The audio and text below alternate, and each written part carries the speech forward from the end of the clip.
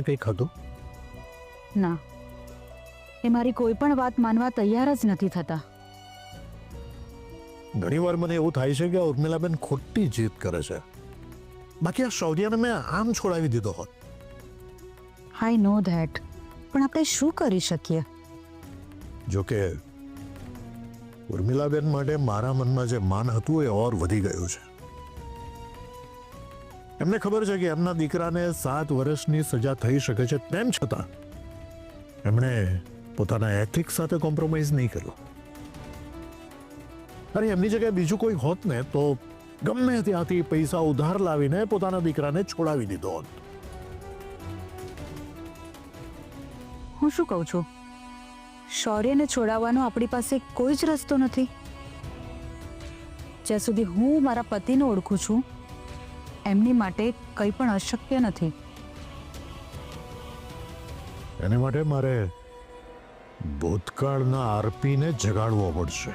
હા તો જગાડો ને, પણ ગમે તે રીતે શૌર્યને છોડાવો. મારાથી ઉર્મિલાબેનની હાલત હવે જોવાતી નથી.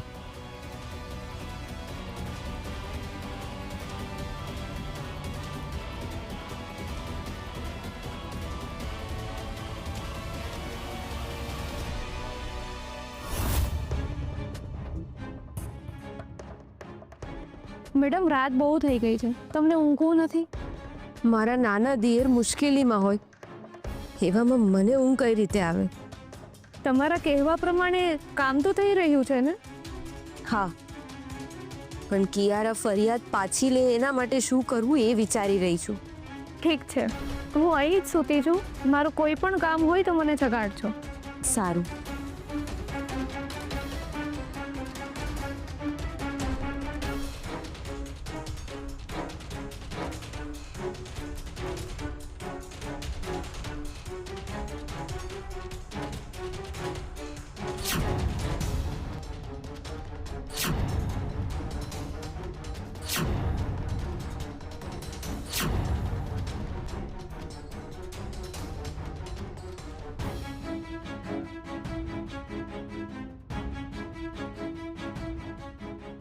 કિયારાની એવી તો કઈ દુખતી નસ છે, જો બાને કઈ થાય તો?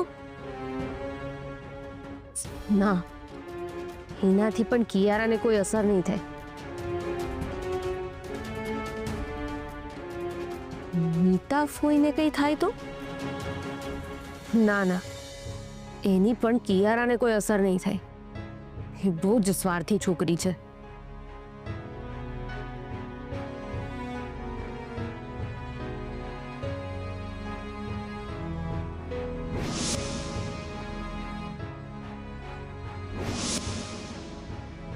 હા, જો એ વિડીયો મને મળી જાય તો પછી દુનિયાની કોઈ તાકાત નથી જે શૌર્યભાઈને બહાર આવતા રોકી શકે.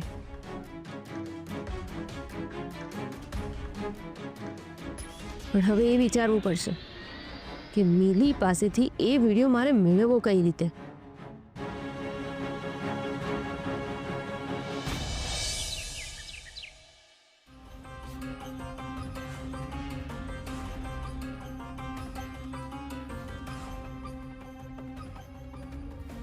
ભાભી, બધું યાદ છે ને? હા. કોઈ પ્રોબ્લેમ જેવું લાગે તો અમને ફોન કરજે. અમે અહીં જ છીએ, તરત જ આવી જશું. ઠીક છે ભાભી, ઓલ ધ બેસ્ટ.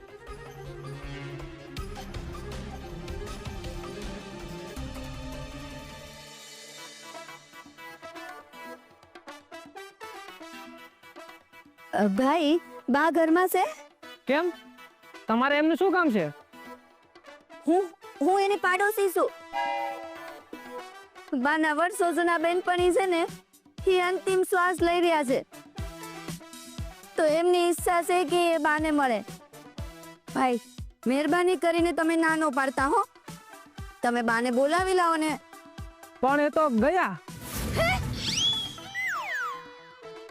બા ગયા? હે ભગવાન! અરે એમ નથી ગયા. તો અરે આ સવારની ફ્લાઇટ થી ફરવા ગયા છે.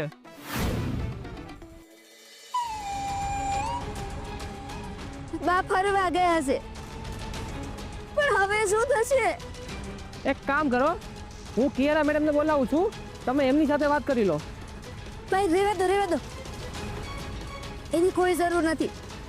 બા ફરવા ગયા છે તો આટલા જલ્દી થોડા પાછા આવવાના? હા, રહેવા દો. એક મિનિટ, તમે તમારું શું નામ કહ્યું? નીલા. શું કહ્યું? મારું નામ નિર્મળા છે. બા આવે ને તો કેજો નિર્મળા આવી હતી. હા, ઠીક છે.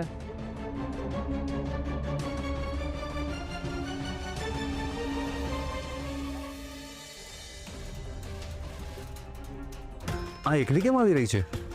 ખબર નહીં, એ આવે એટલે પૂછીએ.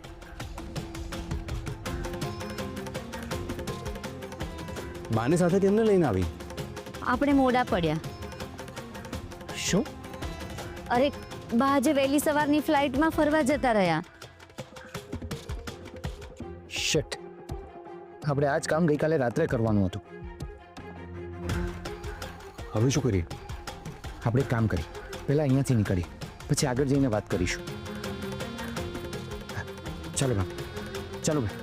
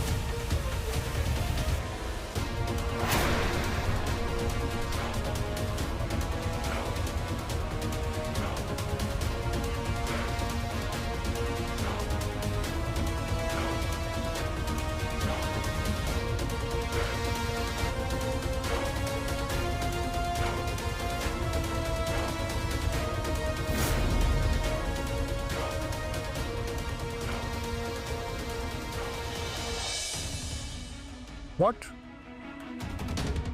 શું વાત કરે છે? આજે દાદી મંદિરે જ નથી આવ્યા? અરે તે મંદિરનું આખું પરિસર શોધી લીધું. ઓ ગોડ. ચલ ઠીક છે, તો પાછો આવી જા. અને સાંભળ, હું તને જ્યારે ફોન કરું ત્યારે તો તૈયાર રહેજે, સમજો?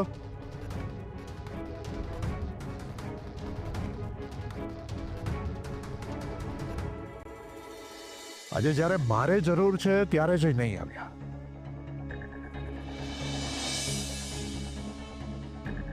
કોણ નથી આવ્યું?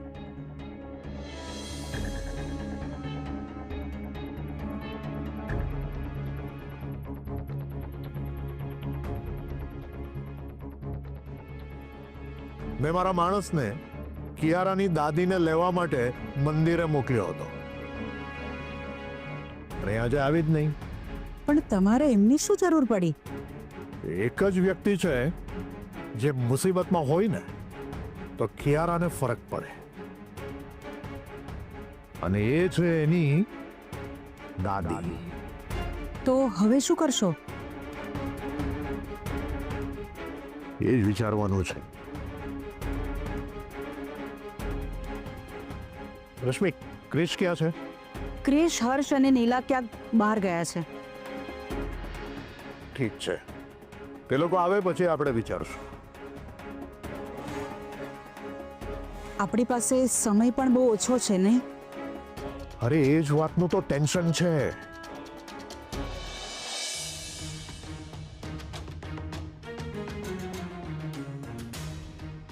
તમે બેસો, હું પાણી લઈને આવું છું.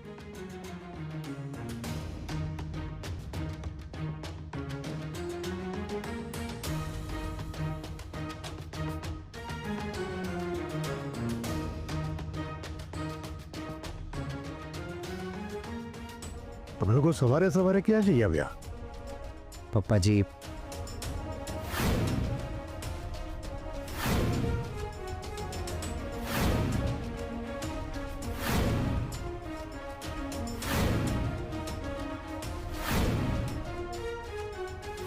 અચ્છા, એટલે આજે દાદી મંદિરે નહોતી આવી. મંદિરે? હા, અમે પણ તારી જેમ જ વિચાર્યું કે થોડા દિવસ માટે દાદીને જો ગાયબ કરી દઈએ તો કિયારા ઉપર પ્રેશર બનાવીને શૌર્ય ઉપરની કમ્પ્લેન પાછી લવડાવી શકીએ. અમારા લોકોનો પણ એ જ પ્લાન હતો.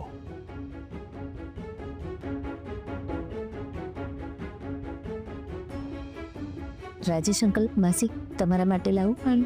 નો થેન્ક્સ. ના બેટા.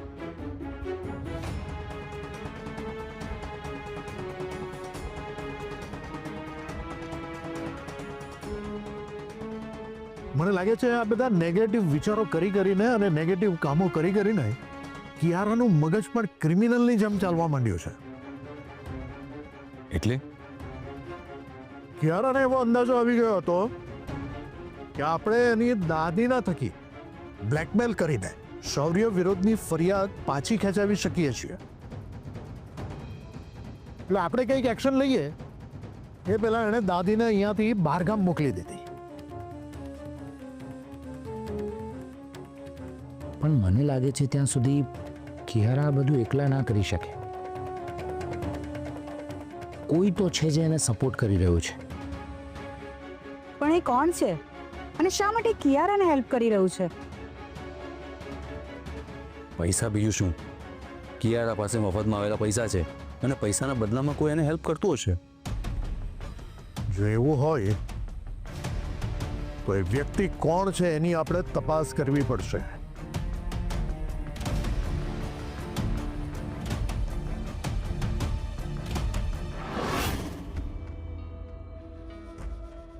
હે ઈશ્વર,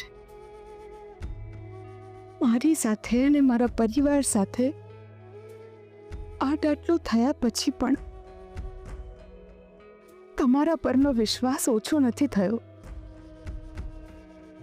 હું હંમેશા એવું માનું છું કે જે પણ કંઈ થાય છે એ અમારા આ જન્મના કે સંચિત કર્મોના લીધે થયું હશે. દરેક ભૂલમાંથી અમે કંઈક ને કંઈક શીખીએ છીએ. જે પણ કંઈ થાય છે એ સારા માટે થાય છે. એ વિશ્વાસથી જીવન જીવીએ છીએ. પણ છેલ્લા કેટલા સમયથી તારા સંસાર સાગરમાં મારા પરિવારને જાણે મત દરિયે લાવીને મૂકી દીધો છે. દુઃખોનો અવિરત મોજા ઉછળી રહ્યા છે.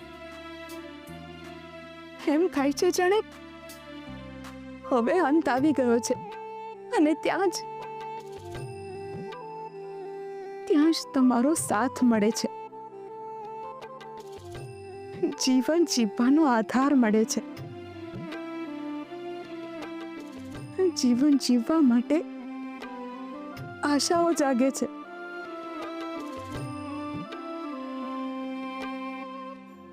હે ઈશ્વર, પરિસ્થિતિ ગમે તે આવે પણ તમારા પરનો વિશ્વાસ ક્યારેય ના તૂટે. અને મને અને મારા પરિવારને આ સંકટનો સામનો કરવાની શક્તિ આપજો ભગવાન, શક્તિ આપજો.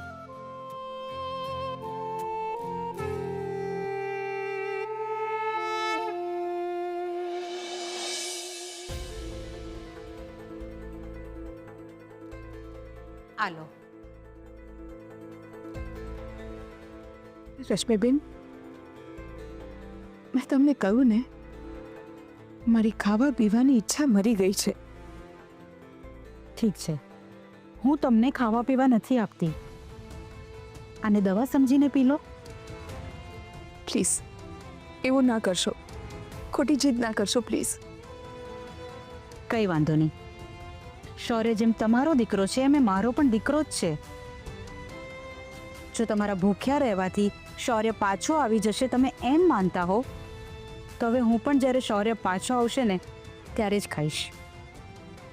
રશ્મિબેન પ્લીઝ આવું ના કરશો. અરે કેમ ના કરું? હા, તમે મારી કોઈ વાત માનવા તૈયાર જ નથી.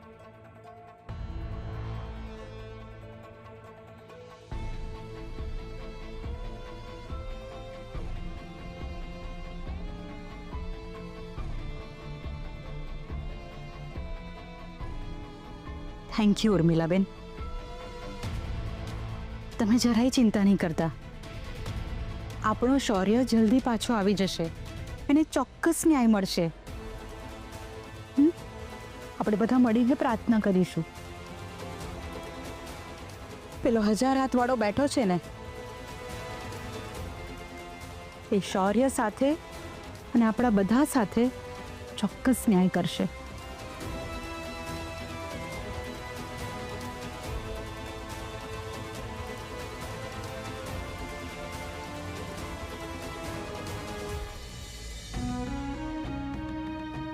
આને મારી વેવાણ ક્યાંથી કહું? મારી નાની બેનની જેમ હંમેશા મારા સંકટ સમયમાં મારા પડખે ઊભી રહે છે.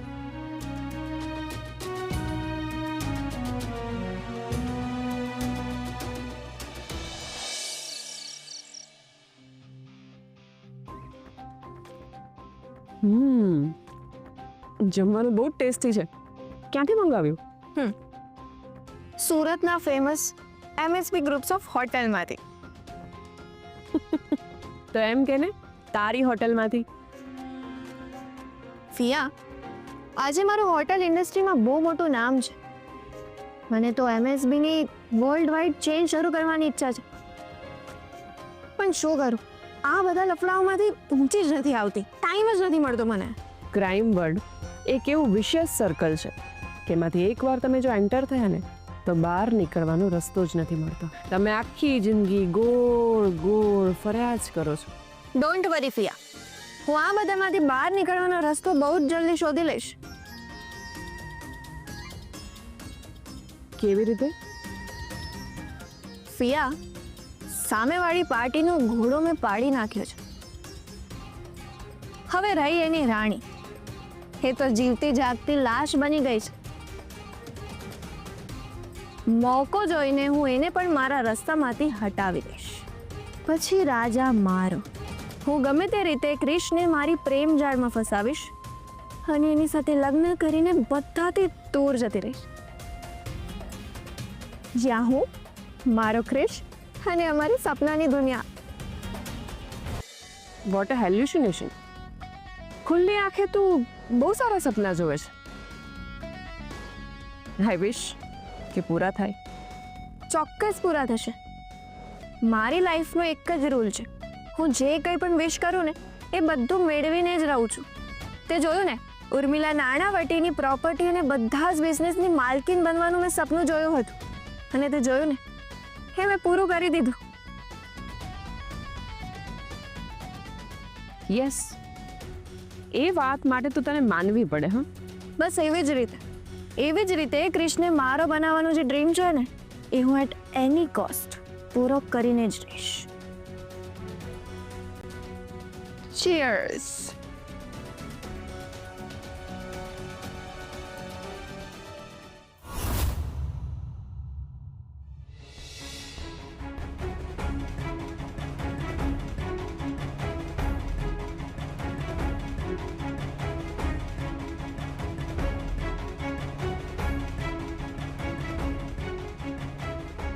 ક્યાં જાય છે ક્રિશ?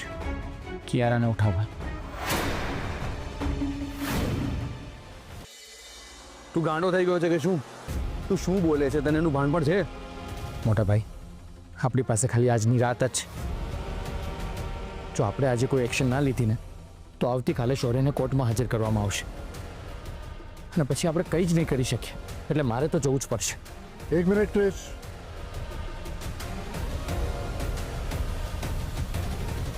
તું જે કંઈ વિચારે છે શું હું એ નથી કરી શકતો? પણ આટલું મોટું રિસ્ક લેવું આપણા માટે બહુ ખતરનાક સાબિત થઈ શકે છે. અરે આપણે કોઈ પણ ભૂલ કરી અને કિયારા જો બચી ગઈ તો આપણે બધા શૌર્યની સાથે જેલમાં હોઈશું. બધી બાજુથી બ્લોક થઈ ગયા છે. કેવી મજબૂરી છે, આપણે શૌર્ય માટે કંઈ પણ નથી કરી શકતા.